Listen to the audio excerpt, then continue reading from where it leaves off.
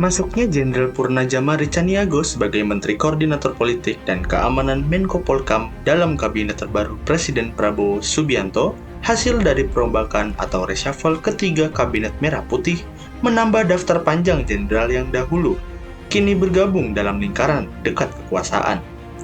Nama Jamari bukan asing dalam sejarah.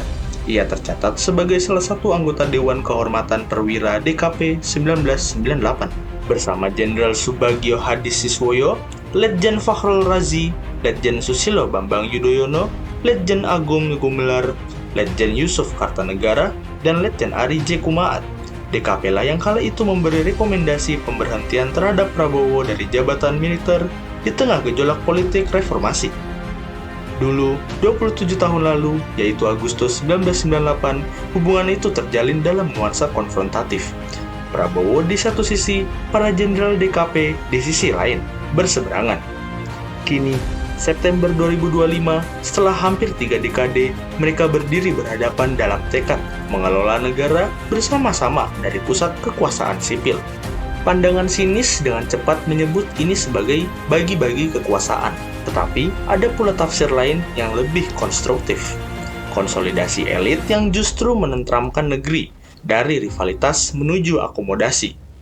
Studi politik pasca reformasi menekankan bahwa akomodasi elit, meskipun sering dianggap kompromistis, berfungsi vital untuk menghindari konflik politik yang destruktif. Edward Aspinall, Profesor Ilmu Politik dan Perubahan Sosial di Australian National University, menunjukkan bagaimana demokrasi Indonesia bertahan justru karena kelompok-kelompok yang sebelumnya bermusuhan menemukan ruang berbagi kekuasaan.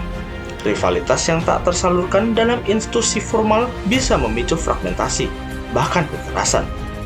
Dengan masuknya Jamari Caniago, bukan hanya persoalan masa lalu yang diakhiri, melainkan juga rivalitas lama yang kini diinstitusionalisasi ke dalam kabinet.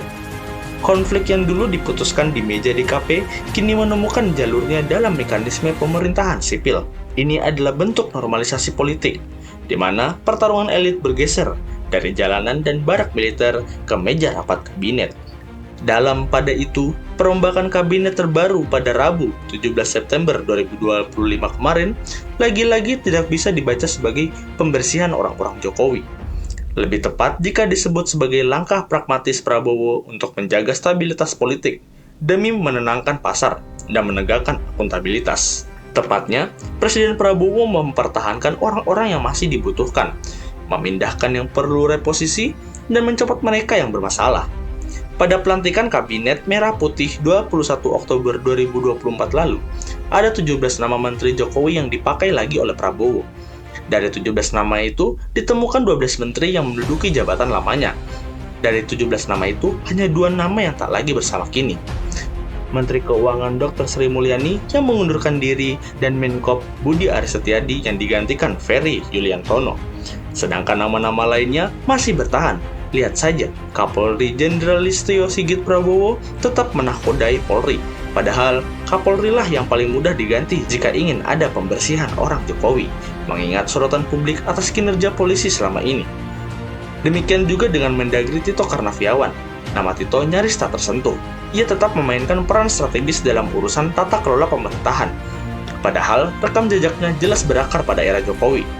Begitu pula Raja Juli Antoni, yang kepergok main gaple dengan mantan tersangka pembalak liar. Kader PSI yang disebut-sebut sebagai partai anak Jokowi, ia masih bercokol sebagai Menteri Kehutanan. Erick Thohir juga tidak disingkirkan, melainkan sekedar dipindahkan ke Kementerian Pemuda dan Olahraga. Pergeseran itu lebih tepat dipahami sebagai rotasi jabatan, ketimbang pembersihan. Daftarnya bisa diperpanjang dengan menyebut Pratikno, Bahlil Lahadalia, Budi Gunadi Sadikin, Andi Amran Sulaiman, Sakti Wahyu Trenggono, dan banyak nama lagi. Narasi Prabowo membersihkan kabinet dari orang Jokowi lebih banyak hidup di angan-angan dan ruang wacana oposisi ketimbang dalam kenyataan. Faktanya, Prabowo masih memelihara keberlanjutan, kontinuitas, dan menegaskan otoritasnya memegang kendali penuh kabinet Merah Putih. Prabowo lebih menekankan faktor performa, loyalitas, serta akuntabilitas hukum. Sementara mereka yang terseret kasus ditinggalkan, sedangkan figur yang masih dianggap berguna dipertahankan. Jika oposisi berharap melihat penghapusan total pengaruh Jokowi dan beralih ke Megawati dalam perombakan kabinet, mereka tampaknya harus kecewa. Tak ada pengganti Budi Gunawan dari orang Megawati atau PDIP, belum juga ada posisi untuk Mahfud MD, apalagi Anies Baswedan di kabinet baru. Fakta di lapangan membuktikan hal sebaliknya. Orang-orang Jokowi masih aman.